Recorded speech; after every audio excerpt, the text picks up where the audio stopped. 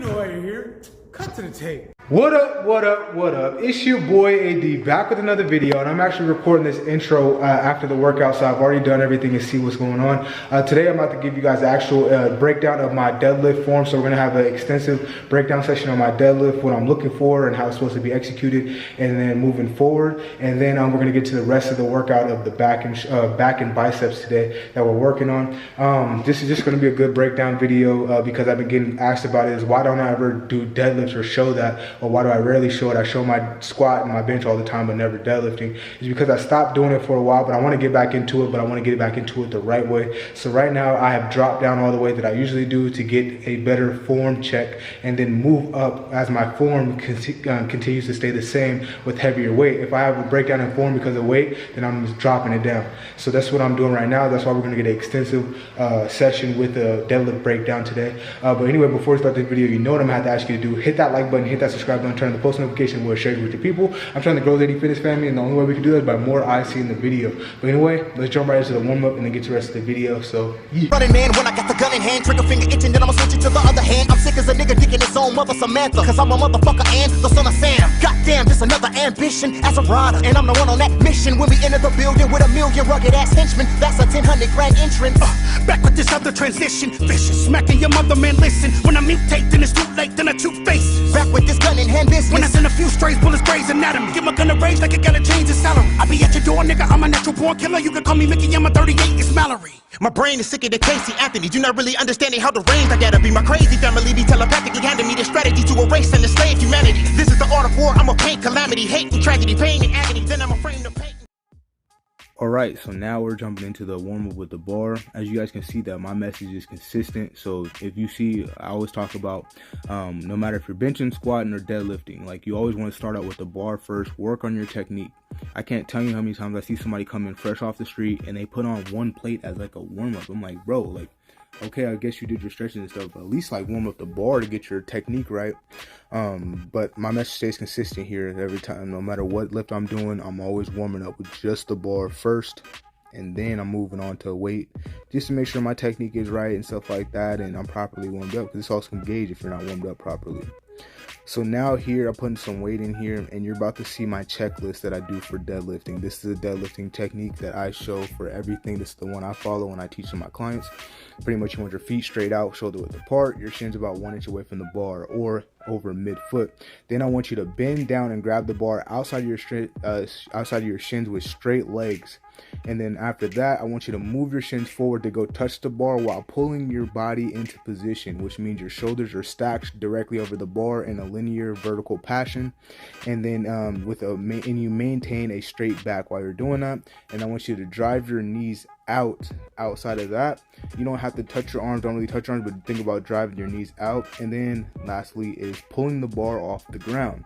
And when you're pulling the bar off the ground, I want you to think about actually pushing the ground away, not picking the weight up, but pushing the ground away from you. So doing that with a 3 points of contact, which is your big toe, your little toe, and your heel, maintaining that the entire time. So those are the 5 key points that I always teach my clients to think about that. Because if you deadlift and stuff like that, you already know with like just certain cues, but there's a cue called pulling the slack out of the bar. Pulling the slack out of the bar allows you to get a more powerful lift, and you don't have wasted energy. And when you do that is by pulling yourself into position with shoulders stacked over the bar vertically and stuff like that. And that's how you can help do that. So right here you see I'm in my next one. I follow my checklist, getting my arms down there. Bam, right there, shins touching the bar. Now I'm pulling myself into position, arms stacked. Yeah, now this angle, I don't really like teaching this angle. I'm just doing this for like viewing purposes in the beginning, but for teaching, like you need the side view. Like you can't really teach a deadlift because you don't really know what to look for when you're looking at it this way. So here is a side view coming up. So these are the 3 keys what I'm looking for in a perfect deadlift or a good deadlift.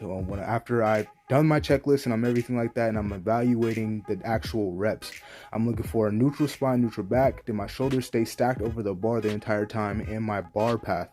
And if any of these are off, that means my deadlift could have been more efficient than it was. So you see right here, I'm not really going to do a breakdown, but it's showing you guys what it should look like. Damn. Those weren't 100%, but those are good. So right now we're jumping into my first working set. I think this is 374, which is because these are kilos right here. So this is, I think, 180. I don't know, it's either 180 or 170. I think it's 170. This is 170, so this would be 374. And now you guys get to see I'm going through my checklist, getting everything right, pulling myself in the bar, bracing. And then you can see right here, not bad, but my shoulders need to be, my back needs to be more neutral. Shoulders in line with the bar. Bam, I pull up. You guys can see what's wrong with this. My shoulders were too far forward over the bar in the beginning position though. So I said I was good, but then when I would get ready to pull, I was out of position. So I just repeated the set one. You guys can see with everything from being too far forward, my bar path wasn't linear, and then my back started to round, and that was all from starting position. Your starting position can dictate your entire lift. You guys see right here. So this is set rep number 2. Rep number 3. You guys see how my bar path is. And then you can see the rounding. So I got a little bit tired after that set. So yeah, I'm gonna just let this next set, so this is set number 2, play, but while I'll talk back on that. So you guys can see I said good back and everything like that, but then when I got ready to pull, my shoulders started going too far forward. And this is what I'm talking about. If your setup is not correct, then it can make you, it can hinder your rest of your lift. Like the setup, if not correct, then the rest of your lift won't be correct, because it just already throws you out of position to pull. So you guys can see as I'm getting ready right here, and it sucks because like so you're not gonna do the whole breakdown right here. I'm gonna let this whole thing play, but as you guys can see, is like when you're set up, you can hit the right position at one moment, and then as soon as you get ready to pull, you lean forward or lean backwards or do something wrong. So you might hit that position at one point right before the pull, and then right when you got ready to pull, you're moved out of position, that the starting position that you should have been starting in. So that's what happened with that first one. So when I said I was all good back positioning, all that stuff, and then all of a sudden I said shoulders too far forward, you see my shoulders were over the bar. They weren't in line with the bar, meaning stacked over the bar. So that's what I'm looking for, is just stacked over the bar when I'm getting ready to work. So you see right here, I'm kind of getting in the mode, doing my checklist. It might seem like a lot, but once you get it, it goes. And the reason why this does this is because this protects the back. People think a lot, and I used to think a lot before I really learned how to deadlift, that yo, I can't deadlift because it hurts my back. See right here, getting a decent position. Bar path wasn't too bad, not too bad. Not too bad right there, and bam, that was probably the worst one of that. But the bar path wasn't that bad considering what it could be when my positioning is not a little bit more off. So right there, that was probably, I give my first set probably 6 out of 10. Second set, since we had that angle, I really couldn't break it down. I probably give that like a 7 because it looked like I maintained, but I can't really tell because it's not a side view. Third set, I give this like a 7, 8 out of 10, and this is my 4th and final set. So I'm going through the checklist right now. I'm not going to put anything up here. I want you to watch. So I told you guys about setup, proper setup, neutral back, putting everything like that. Look where I'm at. Shoulders kind of over the bar already. So my starting position is not too great, but the bar path wasn't too bad. Back is staying kind of neutral. So back was better on that. Bar path was a little bit better. Back was a little bit better. Bar path can use some work. That was perfect right there. That was the best one. So now I'm about to give you guys a actual breakdown where you guys look where I say like, yo, this is 10 out of 10 technique. So that last set though, I'll give like an 8 out of 10. You see shoulders over the bar, good position.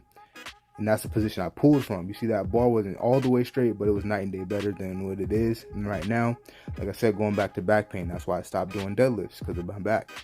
But when I'm giving all this, shoulders unstacked top of the bar, doing everything. That bar path was like 95%, so that was good. Zero back pressure. When you do deadlifts correctly, it takes pressure off your back. So with that, perfect back, shoulders stacked. Bam. It stayed stacked the entire time. No back pressure, nothing like that. And that is how you do a deadlift right there. So this is from the other day. This wasn't from that session, but I wanted to show you guys what a proper deadlift looks like and how to execute it. And that's what I'm looking for. That was a 10 out of 10 deadlift right there. now we're done with deadlifts. That was my breakdown. Now we're about to get into some pull-ups and stuff like that. I do 4 sets of 10. I noticed, because I started doing wider for the last, it's probably been about a month and a half, 2 months now, is I used to go like a little bit narrower, which you're gonna see right in this next clip. I used to go narrow, and then I said I need to work on my lats, so I started going wide, and then I realized that my narrow stance has gotten a little bit, like my narrow position has gotten weaker. So then I've recently, in the last 2 weeks, I said I'm gonna do 2 narrow, 2 wide. So you guys see right here, this is my first set with the wide, and then this narrow one right here is my last set. So yeah, my first and my last set, you guys can see how they moved and how they differed. One wide, 1 narrow, and then I'm doing my salute. Bam, 4 sets of 10 done on that. Now I'm moving over to the T-bar row. You guys can see how I'm being slow and controlled with it. I'm not letting the weight drop. I want to feel a contraction the entire time, and that's how you do that with the T-bar rows. So row up, kind of hold for like a half a second. Even if you don't hold for half a second, just be controlled on the way down, and don't let the weight move you. You move the weight. And once you do that, that's how you get the best back contractions and stuff like that. Now I'm on lat pull downs, and I'm doing what's called a drop set. If you don't know what a drop set is, pretty much you take a heavy weight, you do that to a certain amount, and you take a lighter weight and you do that to a certain amount, or you do that to failure. So right here, I'm doing my drop set lat pull downs, where I'm going, my first set is 10 reps, and then I drop the weight and I do anywhere from 12 to 15 reps on a lighter weight. Now, like I said, some people do, like, you might do 10 and then drop the weight and do as many reps as possible, but I just do it to a certain rep count. And I do this for 3 sets. So it goes 3 sets of 10 and then 3 sets of 12. And one session will be 1 set. Right here for lat pull downs. So yeah, you can see right here, the lats are really getting the target right there. You see they're working, my traps working and stuff like that. So yeah. Now we're in the biceps. These are called 21 curls, 777 curls, whatever you want to call them, which is the bottom half for 7. So you go bottom half, top half for 7, and then you do 7 full reps. And that is what's called 21 curls. And I do this for 3 sets for the 21 curls. This is a good workout right here to really get the biceps fired up. It's a good, just like a kind of a superset thing to really get the biceps fired up. I need to work on not rocking so much, which I've been getting better at and stuff like that. And I've dropped the weight, trust me. Like I'm done ego lifting now in the gym. I've dropped the weight. So yeah, let's do better. Here is some face pulls. Really working on like the traps, the rear delts and stuff like that, and rhomboids. Fun fact is I wasn't actually supposed to do this today. I was supposed to do straight arm pull downs, but I tried to do this workout off memory versus looking at my actual routine that I've been doing for the last 10 weeks. So I ended up doing face pulls instead of straight arm pull down. I didn't feel like going ahead and jumping in the straight arm pull down, so I just did the face pulls and called it a day, since they did target what I was targeting for the day anyway. And then I finished up with some hammer curls. Just working on a little bit of the outside of the bicep when I got the full work with the 777 curls or 21 curls. And yeah, just knocking these out. These are 3 sets of 10 right here, 3 sets of 10 each arm, and then that's it.